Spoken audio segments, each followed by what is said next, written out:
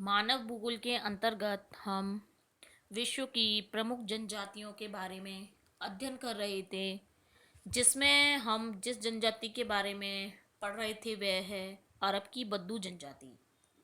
इससे पहले के जो लेक्चर है उसमें हमने बद्दू जनजाति के निवास क्षेत्र, शारीरिक लक्षण, उनके भोजन, वस्त्र आदि के बारे में अध्ययन किया था। अब हम बात करते हैं बद्दू लोगों द्वारा किए जाने वाले व्यवसाय के बारे में। जैसा कि हमने पहले भी पढ़ा कि बद्दू जनजाति मुख्य रूप से मरुस्थलीय रेगिस्तानी क्षेत्र में निवास करती है। तो वहाँ पर प्रतिकूल जलवायु है, अर्थात वहाँ पे क्या है, गर्मी काफ़ी है, रेगिस्तानी जलवायु मिलती है, बारिश भी बहुत कम होती है। तो वहाँ पर कृषि जैसे कार्य जो हैं उन्हें करने में बड़ी विपदा है, यानी कृषि वहाँ होती नहीं है, जिसके कारण पशुपालन जो है वो इनका पहला प्रमुख व्यवसाय है। ये मुख्य रूप से पशुओं को पालते हैं।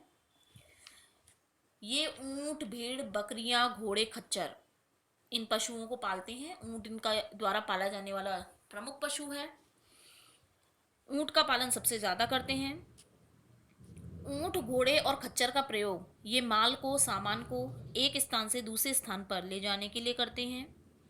इसके अलावा भेड़, बकरियों से ये दूध, मांस और चमड़े की प्राप्ति करते हैं। ऊंट का प्रयोग बोझा ढोने के अलावा दूध, बाल और चमड़े के लिए भी करते हैं। मरुस्थलीय जलवायु में जैसा कि हम सभी जानते हैं कि ऊंट का विशेष महत्व है। ऊंट को रेगिस्तान का जहाज कहा जाता है। इसके गद्देदार पैर जो हैं वो रेत में नहीं धंसते हैं, जिससे ये आसानी से चलता है। इसके अलावा यह बिना पानी पिए भी 2-3 सप्ताह तक रह सकता है। तो यानी ऊंट जो है वो वहाँ की मरुस्थलीय जलवायु के लिए सबसे अनुकूल पशु है, इसीलिए ये ऊंट का पालन सबसे ज़्यादा करते हैं।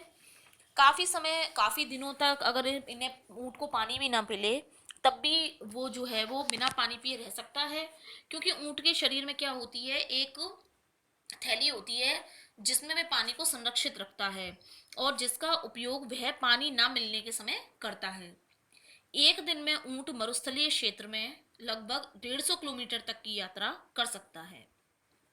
ऊंट मरुस्थलीय क्षेत्र में यात्रा करने के लिए, चारा और पानी की तलाश में परिवहन करने के लिए मुख्य जानवर माना जाता है। यानी जो बद्दू जनजाति है, जब वो अपना चारा ढूंढती है और पानी की तलाश करती है तो वह ऊंट का ही प्रयोग करते हैं। तो ऊंट बद्दू जनजाति के आर्थिक स्तर का आधार माना जाता है। जिस जैसे कि हमने इससे पहले जो मसाई जनजाति पढ़ी थी उसमें भी हमने देखा था कि जिसके पास जितने ज्यादा पशु होते हैं उसे धनवान माना जाता है।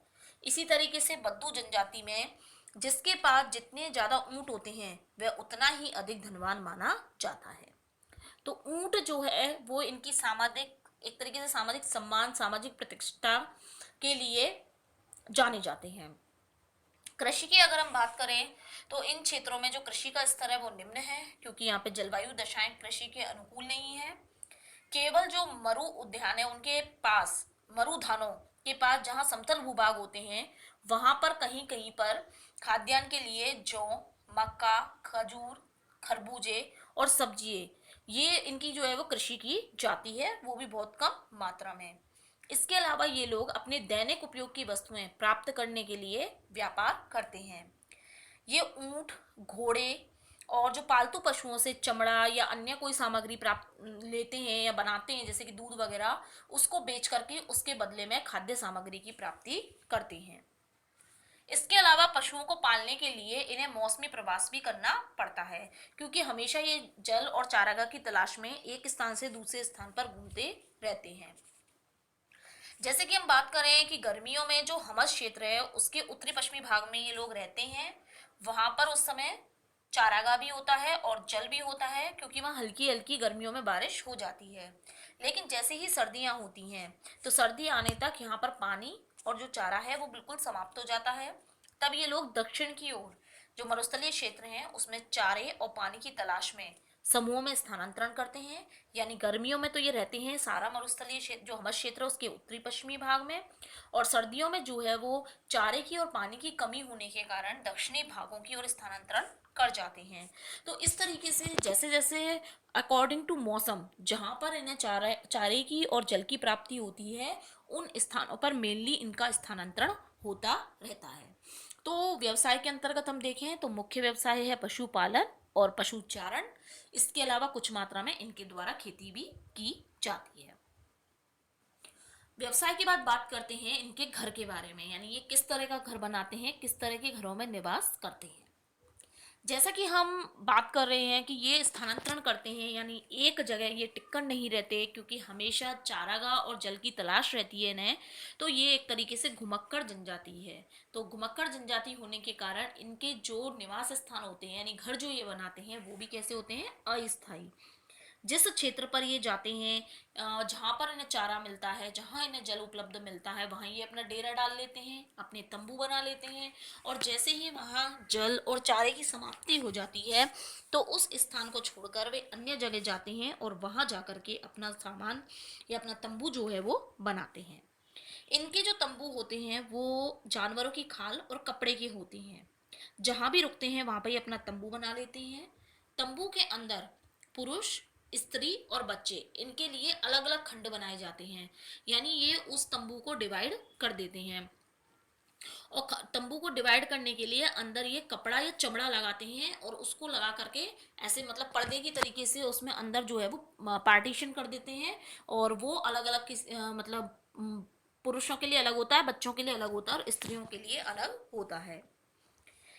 ये जो बद्दू लोग होते हैं ये समूह में ही रहते हैं ज्यादातर। तो जितने भी तंबू बनते हैं बद्दू लोगों के उनके मध्य में सबसे पहला मुखिया का तंबू बनता है। जो इनका मुखिया होता है, इनके दल का जो नेता होता है, और चारों तरफ जो है फिर अन्य बद्दू लोग अपना जो है वो तंबू बनाते हैं।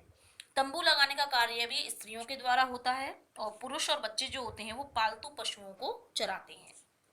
इनके घर मुख्य रूप से होते हैं खाल के और कपड़े के, और जो होते हैं अस्थायी। तो यानी घुमक्कड़ जीवन होने के कारण, यानी इनमें घुमक्कड़ प्रवृत्ति होने के कारण ये एक स्थान पर टिक कर नहीं रहते, जिसके कारण ये लोग जो है वो अपने साथ सामान भी बहुत कम रखते हैं। तो इनके पास ज़्यादातर जो है वो दैनिक उपयोग का सामान थोड़ा बहुत ही होता है। बहुत कम मात्रा में जो है ये अपने साथ सामान रखते हैं, जिसके कारण जब भी ये स्थानांतरण करें एक स्थान से दूसरे स्थान पर तो इन्हें कम से कम सामान जो है वो अपने साथ ढोना पड़े। तो इनके घरों की हम बात करें तो ये अस्थायी तंबू बनाते हैं जो कि कपड़े के या खाल के बने हुए होते हैं। जैसा कि आप चित्र में भी देख सकते हैं तंबू दिखाई दे रहे हैं। इस तरह के तंबुओं का निर्माण इनके द्वारा किया जाता है। और अरब के जो बद्दू होते हैं वो दिखने में इस तरह के होते हैं। घर के बाद में हम बात करते हैं बद्दू लोगों के सामाजिक संगठन के बारे में, यानी इनका सामाजिक जीवन किस प्रकार का है। बद्दू जो जनजाति है उसमें कई उपजातियां भी होती हैं और एक जाति विशेष के लोग एक समूह में रहते हैं। यानी एक समूह एक जाति का होता है। इनमें पितृ प्रधान समाज होता है, यानी पिता का स्थान सबसे अधिक सर्वोपरि होता है। एक गोत्र या जाति की जो 3-4 पीढ़ी होती हैं वो लगभग सम्मिलित रूप से समूहों में रहते हैं और एक साथ ही ये लोग चारागाह की तलाश में भ्रमण करते हैं। इनमें रक्त संबंध बहुत ज्यादा सुदृढ़ और शक्तिशाली माने जाते हैं। प्रत्येक समुदाय के जो कपड़े होते हैं वो अलग अलग रंग के होते हैं। यानी एक समुदाय, एक समूह जो होता है वो एक ही रंग के कपड़े पहनता है और दूसरा समुदाय जो होता है वो उससे अलग कपड़े पहनता है। इनका जो मुखिया होता है उसको सबसे ज्यादा शक्तिशाली और प्रभावशाली व्यक्ति माना जाता है। इनके मुखिया को कहते हैं शेख, मतलब ये सभी समुदाय के लोग उसे शेख नाम से पुकारते हैं। इनका धर्म है इस्लाम और इनमें बहु विवाह प्रथा भी प्रचलित है। यानी एक आदमी एक से अधिक स्त्रियों के साथ विवाह कर सकता है। इनमें जाति या गोत्र विशेष में विवाह करने की प्रथा प्रचलित है। ये लोग अपनी सगी बहन के अतिरिक्त किसी भी लड़की से विवाह कर सकते हैं। इनमें रक्त संबंध को बचाया जाता है सिर्फ, उसके अलावा ये रिश्तेदारी में किसी भी लड़की से शादी कर सकते हैं। समाज में जो अलग अलग सेवाएं ये प्रदान करते हैं, यानी इनके जो कार्य हैं उसके अकॉर्डिंग इनको लोहार, सुनार, तंबूकार, सेवक अलग अलग जातियों में बांटा जाता है। यानी जिसका जैसा काम है उसी जाति का विभाजन उसके रूप में कर दिया जाता है। दास प्रथा का जो प्रचलन है वो भी बद्दू लोगों में वर्तमान में भी पाया जाता है। यानी ये लोग अपने कार्य करने के लिए दास जरूर रखते हैं।